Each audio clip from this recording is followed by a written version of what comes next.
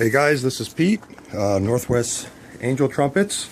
I live in the Seattle Edmonds area, and I've had a few requests from some personal friends and some other people who have purchased some angel trumpets for me to make a video and talk a little bit about the care of angel trumpets in the Seattle and kind of Great Northwest area, and I'm going to take a few minutes and do that today. So this is my greenhouse. Right now it's the first day of April, and there's a few things I kind of did purposely.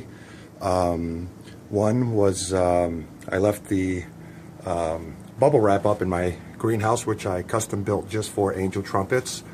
We'll go over the greenhouse real quick. You can see it's a gamble style roof that I put, and there's the reason why. We've got that large angel trumpet in the back that's been grown throughout the winter. I had a couple other ones in here that I've sold. You can see here right about Halloween time, October 31st, first week in November, I put these sheets of aluminum wrapped styrofoam up to help keep the hot air a little bit lower, so I didn't have to run my electric heater that much. I'll go over that real quick. I just have a little regular 1500 watt heater, and I have that connected to one of those Christmas timers, and that is set to go on and off about every 30 minutes during the cold months, so it keeps the electric bill down and doesn't get too high. These are some of the remaining angel trumpets that I have. They're all labeled. This is a new one right here. It's called Thea's Liebling. It's or Tia's Liebling. It's a really nice triple red. It's not a rare plant, but I found that it is kind of hard to find a seller for it. And I'll show you down here. I bought this last year, and this little nub right here, this little 4-inch piece, cost me 85. Whoops, I just broke it, but that's okay. It cost me about 85 bucks to purchase from a seller, and there's where they labeled it. So I put that in moist soil, and this is how fast it's grown in the last just 3 weeks. It's really starting to take off as the weather starts to get warmer and we're coming out of the winter time. So there's quite a few things I can go over. When you decide to winterize these, and I'm going to do a video on winterizing these up in the Northwest, they're awesome plants. You can decide to cut these all off at the bottom, inside the pots. You can cut them down to ground, just have the pot.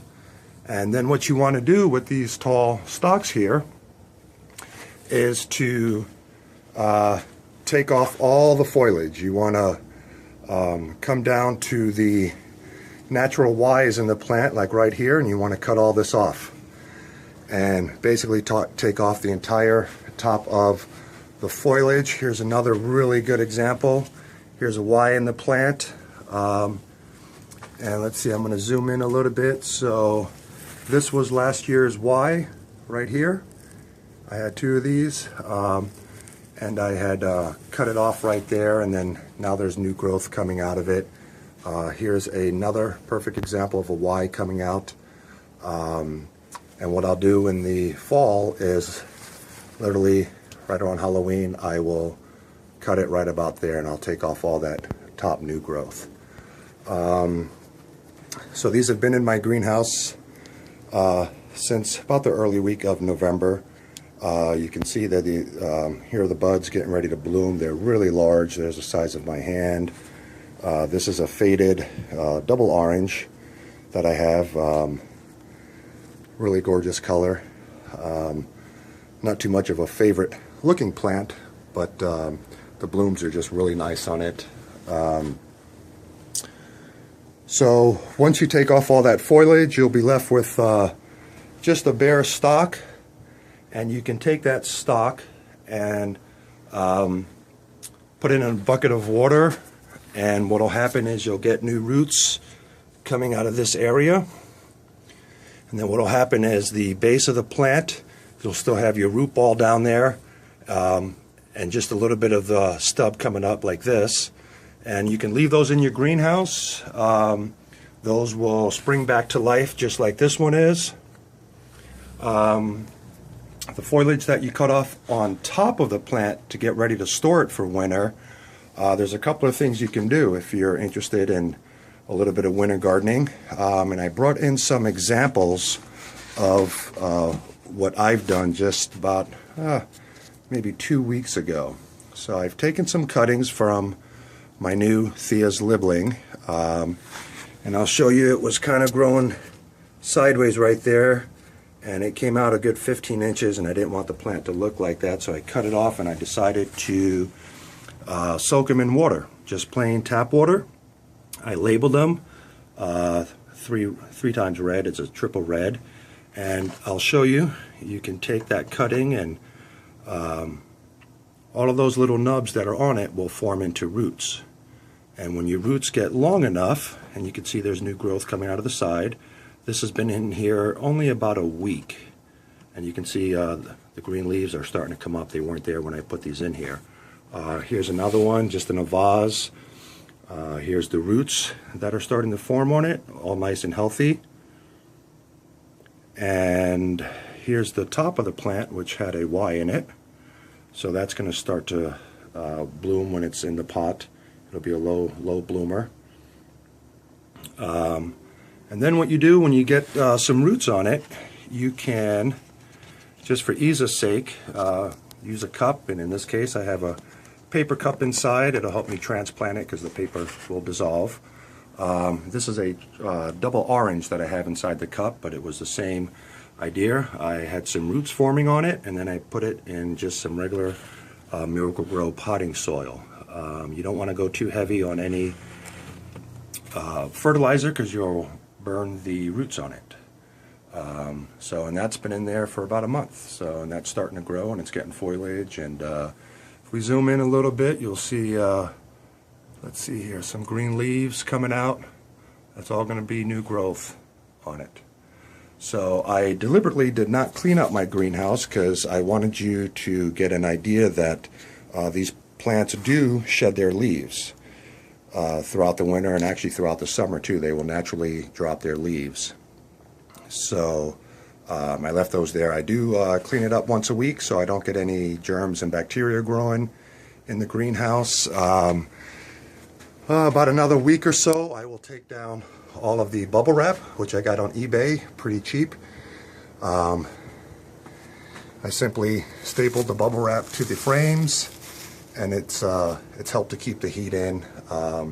Originally I had taken off the window actuators so that the windows don't open, but because of the summers here in the Northwest, I decided that it was getting too hot in here. So during the day it was well insulated, and I had to put the arms back up in place. It was getting right around 90 to about 120 degrees in here. And when that happens, and you're not watering all the time, I deliberately let this plant kind of take its shape here, but you can see how the leaves are drooping down on this plant. And what will happen is, as soon as I water this, about an hour after, the leaves will pop back into place, kind of like this one. Once again, here you can see that Y developing.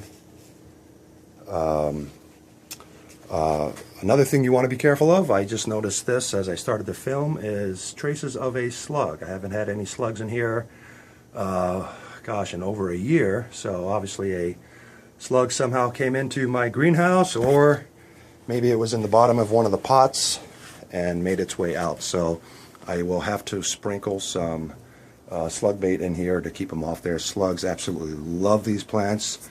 They'll devour all the leaves. So, and what I do is, when I go to plant these in my yard, my front yard, and I grow these, I just simply submerge these pots into a hole in the ground, kind of cover it with some beauty bark or some mulch to give it a natural look, and they blend into the landscaping a lot better.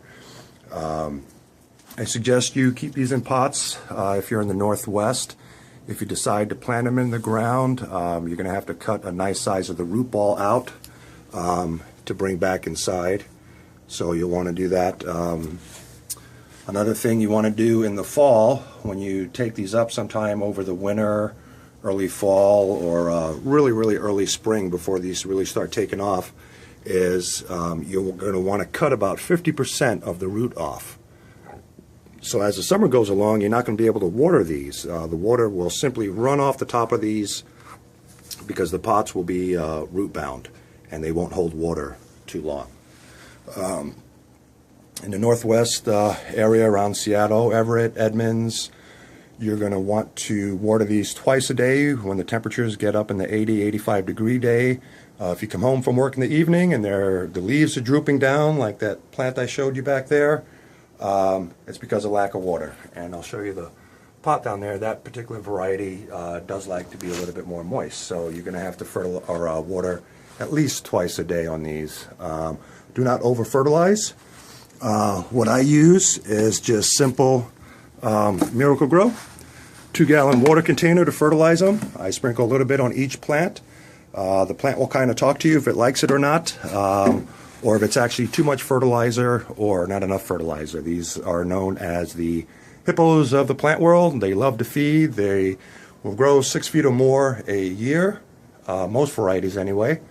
I have double pinks in here, single whites, double orange, single pinks. I've got the new triple red, which I'm in the process of propagating right now. I've got a new starter yellow down there. I sold the mother plant to a friend nearby.